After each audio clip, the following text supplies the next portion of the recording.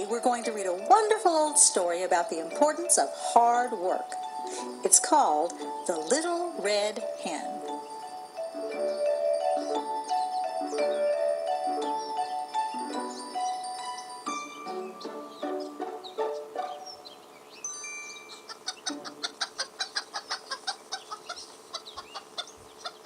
Once upon a time, there was a little red hen.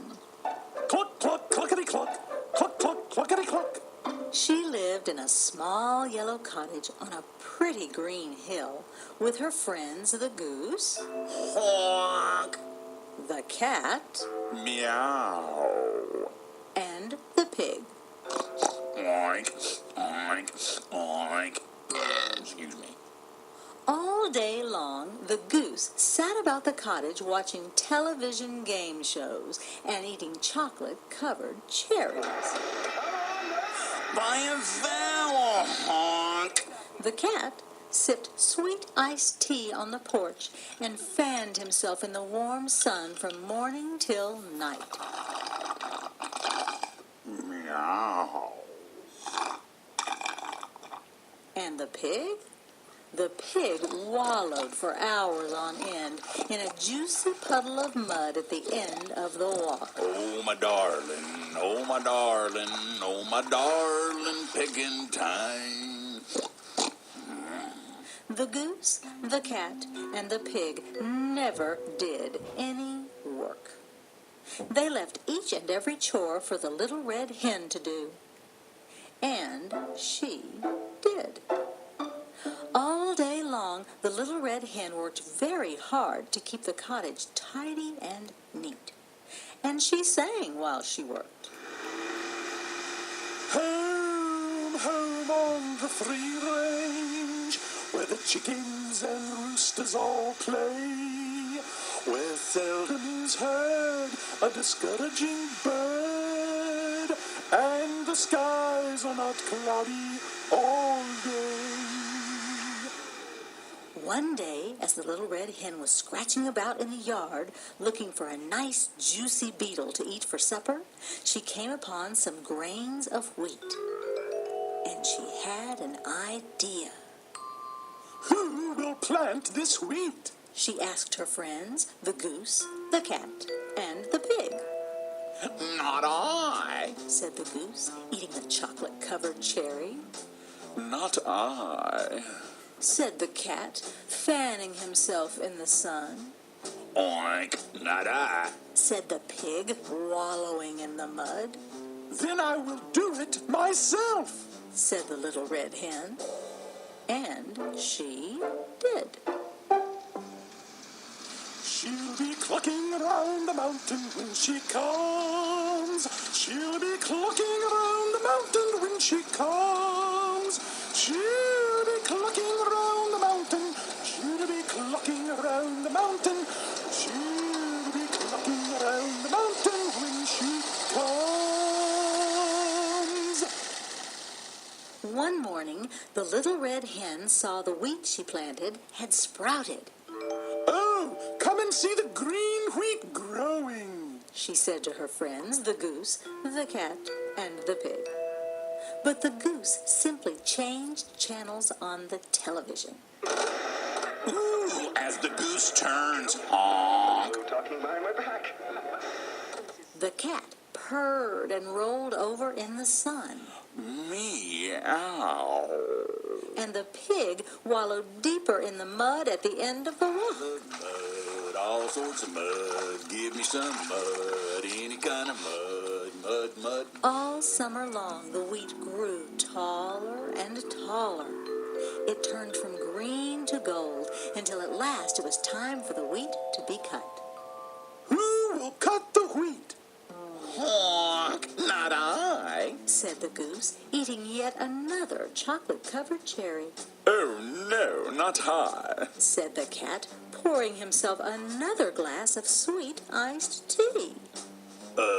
Count me out. Said the pig, squishing mud between his toes. Then I will do it myself. Said the little red hen. And she did. It's itsy bitsy chickie climbed up the water spout.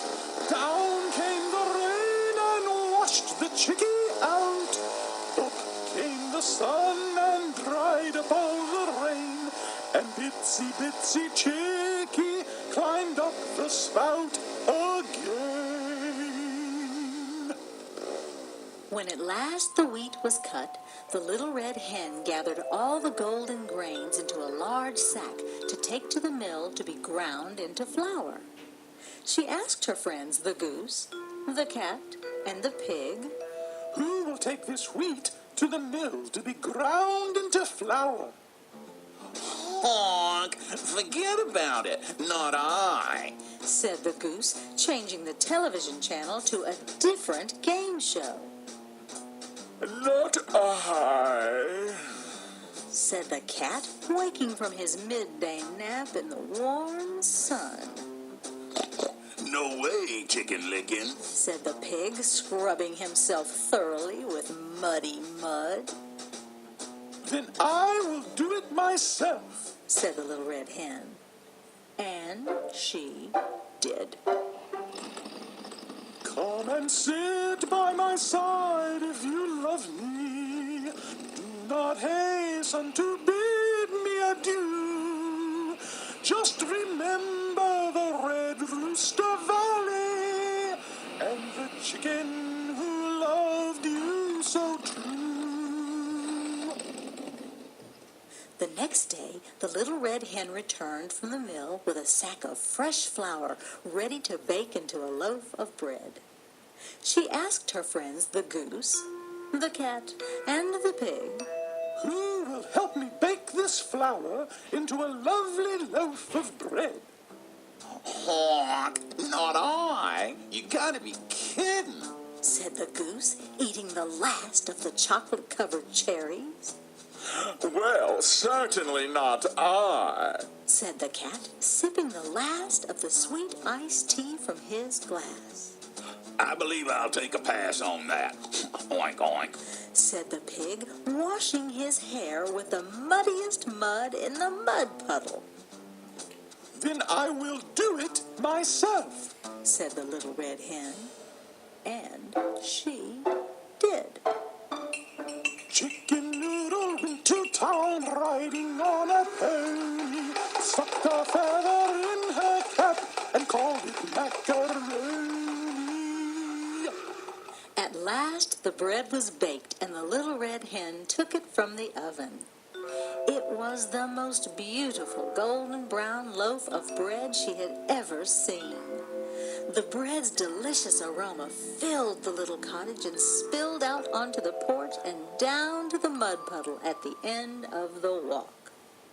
"Who will help me eat this lovely loaf of bread?" The little red hen asked her friends, the goose, the cat, and the pig. Honk! I will. said the goose, jumping up from the television. "I will." said the cat, leaping from the porch into the cottage. Ooh, yeah, count me in. I gotta have some fresh bread. Sounds great to me. said the pig, prancing up the walk covered in mud. "Oh, no, you won't," said the little red hen.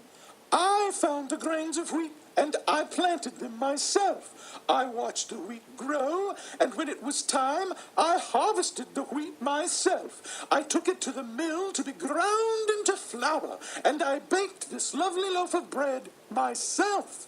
So now," said the little red hen. "now I shall eat it myself."